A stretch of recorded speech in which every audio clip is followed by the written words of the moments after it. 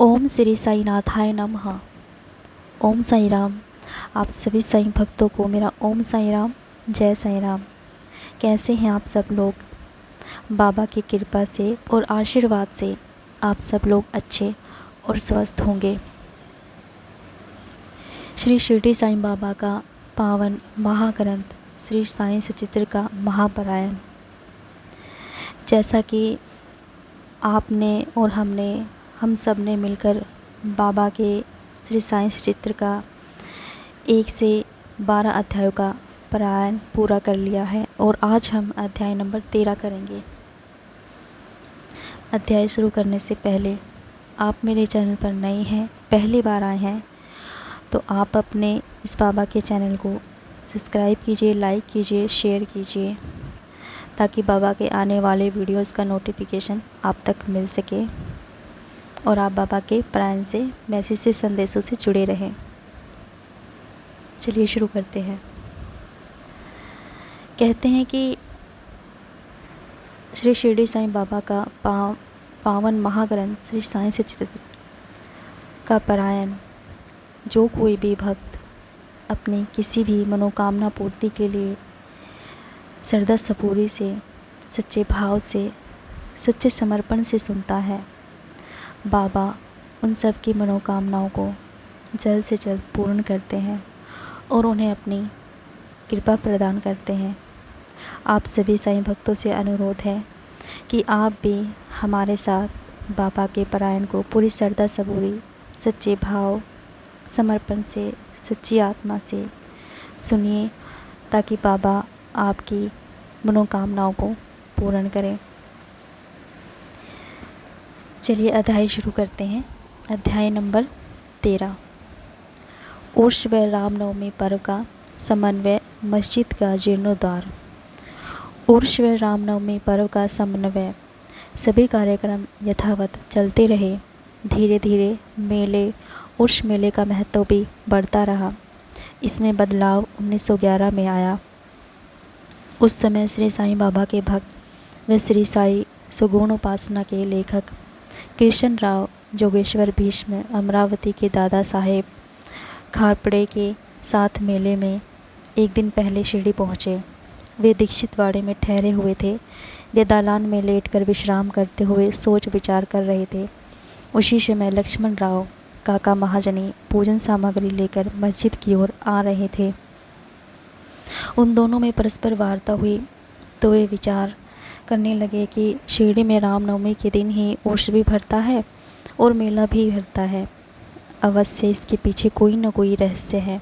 रामनवमी हिंदुओं का प्रिय दिन है। कितना अच्छा हो कि रामनवमी अर्थात भगवान श्री राम के जन्म दिवस पर रामनवमी का उत्सव प्रारंभ किया जाए। काका महाजनी को कृष्ण राव का यह विचार पसंद आया। अब मुख्य समस्या यह थी कि इस अवसर पर कीर्तन व ईश्वर का गुणगान करने के लिए हरिदास का मिलना कहाँ हो। लेकिन कृष्ण राव ने इस समस्या का भी समाधान कर दिया। वे बोले कि मेरा स्वरचित रामाख्यान तैयार हो चुका है, जिसमें राम जन्म की कथा का वर्णन है। मैं उसका कीर्तन करूँगा और आप हारमोनियम पर संगत करना तथा राधा कृष्णा माई सुंठ वड़ा अर्थात सोंठ का शक्कर मिला चूर्ण बना देगी। इसके बाद कृष्ण राव जोगेश्वर व काका महाजनी बाबा की अनुमति लेने शीघ्र ही मस्जिद पहुँचे। बाबा सबके मन की बात जानने वाले थे, अतः उन्हें पहले ही पता चल गया कि बाड़े में क्या हो रहा है। जब वे दोनों मस्जिद पहुँचे तो बाबा ने कहा, महाजनी से मुस्कुराते हुए पूछा, वहाँ क्या चल रहा था? बाबा के इस प्रकार अचानक प्रश्न करने से महाजनी घबरा गए। वे बाबा का आश्चर्य न समझ पाने के कारण स्तब्ध रह गए। तब बाबा ने रामकृष्ण राव के से पूछा, क्या बात है? इस पर कृष्ण राव ने बाबा के सामने रामनवमी का उत्सव मनाने का अपना विचार रखा तथा अनुमति देने की प्रार्थना की। श्री साईं बाबा ने प्रसन्न होकर अनुमति दे दी। बाबा की अनुमति मिलने से भक्तों में उल्लास छा गया। फिर तो भगवान राम का जन्मोत्सव मनाने की तैयारियां जोर शोर से होने लगी। अगले दिन मस्जिद को रंग बिरंगी पताकाओं से सजा दिया गया। श्रीमती राधा कृष्णा माई ने एक पालना झूला लाकर बाबा के आसन के सामने रख दिया और फिर उत्सव प्रारंभ हो गया।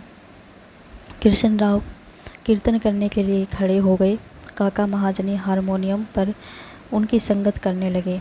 उसी समय श्री साईं बाबा ने महाजनी को बुलवाया और महाजनी को आशंका होने लगी कि बाबा उत्सव मनाने की आज्ञा देंगे अथवा या नहीं। लेकिन जब वे बाबा के पास गए तो बाबा ने प्रश्न किया कि यह सब क्या है, यह पालना यहाँ क्यों रखा गया है। तब महाजनी बोले कि श्री साईनाथ रामनवमी का कार्यक्रम प्रारंभ हो चुका है, इसलिए यह पालना यहाँ रखा गया है। श्री साईं बाबा ने निंबर से 2 हार उठाए और एक हार काका महाजनी के गले में डाला तो दूसरा हार कृष्ण राव के लिए भेज दिया। इसके बाद कीर्तन यथाविधि प्रारंभ हो गया। जब कीर्तन समाप्त हुआ तो श्री राजा राम की जय के ऊंचे स्वर से जय जयकार होने लगी। कीर्तन स्थल पर गुलाल उड़ाया गया। हर कोई प्रसन्नता से झूम रहा था। लेकिन तभी अचानक एक गरजती हुई आवाज़ लोगों के कानों पर पड़ी। वह श्री साईं बाबा की आवाज़ थी। वस्तुतः जब गुलाल उड़ाया जा रहा था तो उसके कुछ कण बाबा की आंखों में गिर पड़े थे। फलस्वरूप बाबा एकाएक क्रोधित हो गए और ऊंची आवाज़ में अपशब्द कहते हुए सबको कोसने लगे। यह दृश्य देखकर हर कोई भय के कारण सिटपिटा कर रह गया। लेकिन बाबा के स्वभाव को जानने वाले भक्त भला बाबा के इन शब्दों का कब बुरा मानने वाले थे। उन्होंने बाबा के इन शब्दों को बाबा का आशीर्वाद जानकर सोचा कि आज भगवान का राम जन्मदिन है, इसलिए रावण के नाश, अहंकार व दुष्ट परिवर्ती रूपी राक्षसों के संहार के निमित्त बाबा का क्रोधित होना सर्वथा उचित है। साथ ही भक्त यह भी जानते थे कि शिरडी में जब भी कोई नया कार्यक्रम किया जाता था तब बाबा ऐसे ही क्रोधित हो जाया करते थे। इस कारण वे स्तब्ध थे। राधा कृष्ण माई को भय इसलिए था कि बाबा कहीं पालना तो न तोड़ दे। यही कारण था कि उन्होंने काका महाजनी से पालना हटाने को कहा, लेकिन बाबा ने महाजनी को पालना हटाने से रोक दिया। कुछ देर बाद ही बाबा का क्रोध शांत हो गया। तब उस दिन की महापूजा व आरती कार्यक्रम बिना किसी बाधा के संपन्न हो गया। बाद में काका महाजनी ने बाबा से पालना उतारने की अनुमति मांगी तो बाबा ने पालना उतारने से मना करते हुए कहा कि उत्सव अभी पूर्ण नहीं हुआ है। अगले दिन गोपाल काला उत्सव मनाने के बाद ही बाबा ने पालना उतारने की अनुमति दी। गोपाल काला उत्सव में दही, मिला, पोहा, मिट्टी के एक बर्तन में भरकर लटका दिया जाता है और फिर कीर्तन की समाप्ति पर वह बर्तन फोड़ दिया जाता है। बाद में वह पोहा प्रसाद के रूप में सबको बांट दिया जाता है। ठीक उसी प्रकार जिस तरह भगवान श्री कृष्ण ग्वालों में मक्खन बांट दिया करते थे। पूरे दिन रामनवमी उत्सव इसी तरह चलता रहा। दिन में 2 ध्वजाओं का जुलूस व रात्रि में चंदन का जुलूस भी बड़ी धूमधाम व समारोहपूर्वक निकाला गया। इसके बाद उर्स रामनवमी उत्सव में बदल गया।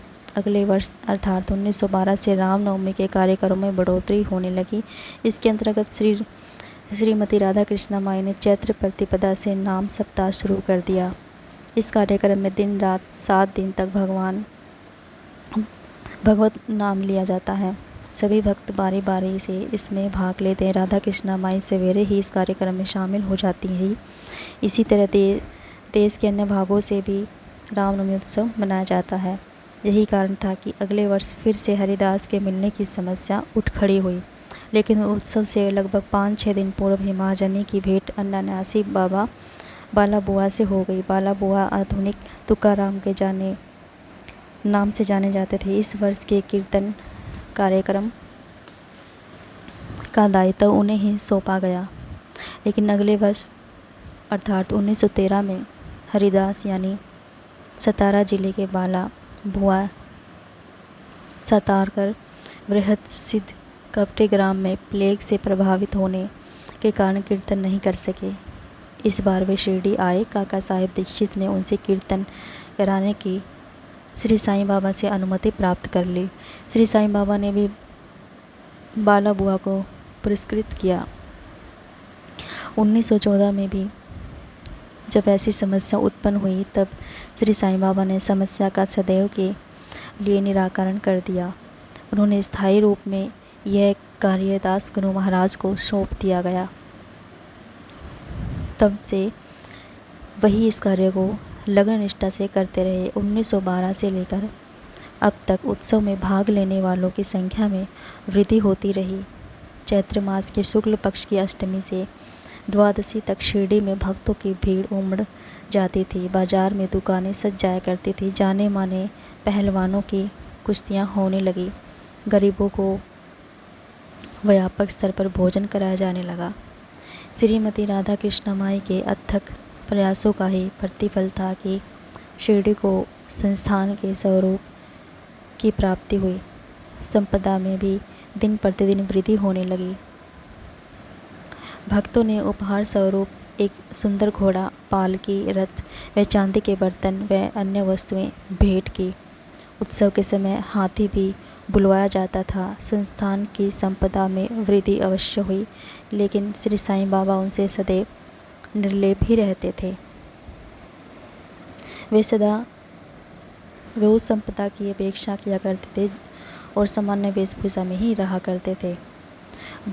यहाँ उल्लेखनीय है कि उत्सव व जुलूस में हिंदू मुस्लिम साथ रहते हुए कार्य किया करते थे, लेकिन उनमें कभी भी किसी प्रकार का विवाद या मतभेद पैदा नहीं हुआ। प्रारंभ में तो संख्या 5-7 हज़ार ही हुआ करती थी, लेकिन किसी वर्ष तो यह संख्या बढ़कर लाख के लगभग तक पहुंच जाती थी, लेकिन सब कुछ सामान्य ही रहता था। मस्जिद का जीर्णोद्धार उर्स का मेला भरवाने के विचार की तरह ही मस्जिद के जीर्णोद्धार का विचार भी सबसे पहले गोपाल राव गुण के मस्तिष्क में ही उपजा था। इस विचार को मूर्त रूप देने के लिए उन्होंने पत्थर इकट्ठे कर उन्हें वर्गाकार बनवाया था, लेकिन अफसोस कि इस कार्य का श्रेय उन्हें नहीं मिला। इसका श्रेय नाना साहेब चांदोरकर को मिला, जबकि आंगन के कार्य का श्रेय काका साहेब दीक्षित को मिला। इसका कारण संभवतः यह रहा था कि श्री साईं बाबा ने प्रारंभ में इन कार्यों के लिए अनुमति नहीं दी थी, लेकिन उनके स्थानीय अनन्य भक्त मालसापति ने जब उनके आग्रह किया तो बाबा ने तत्काल स्वीकृति दे दी और देखते देखते एक ही रात में मस्जिद का पूरा आंगन तैयार हो गया। फिर भी श्री साईं बाबा टाट के एक टुकड़े पर ही विराजते थे। बाद में टाट के उस टुकड़े को वहां से हटाकर उसके स्थान पर एक छोटी सी गद्दी बिछा दी जाती थी। 1911 में अथक परिश्रम के परिणाम स्वरूप सभा मंडप भी बना दिया गया। मस्जिद का आंगन छोटा था और असुविधा भी होती थी। काका साहेब दीक्षित आंगन को विस्तार देकर छप्पर बनवाने के इच्छुक थे, अतः उन्होंने आवश्यकता अनुसार धन व्यय कर लो स्तंभ, बलियाँ व कैंचियाँ खरीदी और कार्य आरंभ हो गया। भक्तों ने घोर परिश्रम करके स्तंभों को गाड़ा, लेकिन अगले दिन ही श्री साईं बाबा जब चावड़ी से लौटे तो उन्होंने स्तंभों को उखाड़कर फेंक दिया और कुपित हो गए। वे एक हाथ से स्तंभ उखाड़ने लगे तो दूसरे हाथ से उन्होंने तात्ता का फेंटा उतार कर आग लगा दी और गड्ढे में फेंक दिया। उस समय क्रोध के कारण बाबा के नेत्र अंगारे जैसे लाल हो गए। कोई भी उनके सामने आंख उठाकर देखने का साहस नहीं कर सका। सभी भयभीत थे और मन ही मन सोच रहे थे कि अब क्या होने वाला है। श्री साईं बाबा के एक भक्त थे भागोजी शिंदे। वे कुष्ठ रोग से ग्रस्त थे। आखिर उन्होंने साहस किया तो बाबा ने उन्हें धक्का देकर पीछे की ओर धकेल दिया। माधवराव शामा के साथ भी ऐसा ही हुआ। श्री साईं बाबा क्रोधावेश में उन पर ईंट के छोटे छोटे टुकड़े फेंकने लगे। सारांत जो भी बाबा को शांत करने के लिए आगे बढ़ा उसी की दुर्गति हुई। कुछ समय बाद श्री साईं बाबा का क्रोध शांत हो गया। तब बाबा ने एक दुकानदार को बुलवाकर जरीवाला का एक फेंटा खरीद कर वह फेंटा उन्होंने तात्या के सिर पर बांध दिया, जैसे उसे सम्मानित किया गया हो। बाबा का ऐसा विचित्र व्यवहार देख उपस्थित भक्तों को बड़ा ही आश्चर्य हुआ। वे समझ नहीं सके कि बाबा को एकाएक इतना क्रोध क्यों आया और उन्होंने क्यों तात्या को पीट डाला। एकाएक उनका क्रोध कैसे शांत हो गया। वस्तुतः बाबा क्षणों रुष्टा क्षणों तुष्टा स्वभाव के थे। वे क्षण भर में क्रोधित हो जाया करते थे तो अगले पल में शांत होकर प्रेम पूर्वक वार्तालाप किया करते थे। ऐसा कई बार देखने में आया था कि जब बाबा कभी कभी बिना ही किसी कारण के एकाएक क्रोध हो जाया करते थे तो पल भर में ही शांत भी हो जाया करते थे। ओम साईं नमो नमः। जिन भी साईं भक्तों ने बाबा के इस अध्याय को सुना है, बाबा उनकी समस्त मनोकामनाओं को पूर्ण करे, उन पर अपनी सदैव अपनी कृपा बनाए रखे। अध्याय नंबर 13 संपन्न हुआ। ओम श्री साईनाथाय नमः। ओम साई राम सदा ही जपते रहिए। श्री साई शरणम शुभम भवन्तु। ओम साई राम।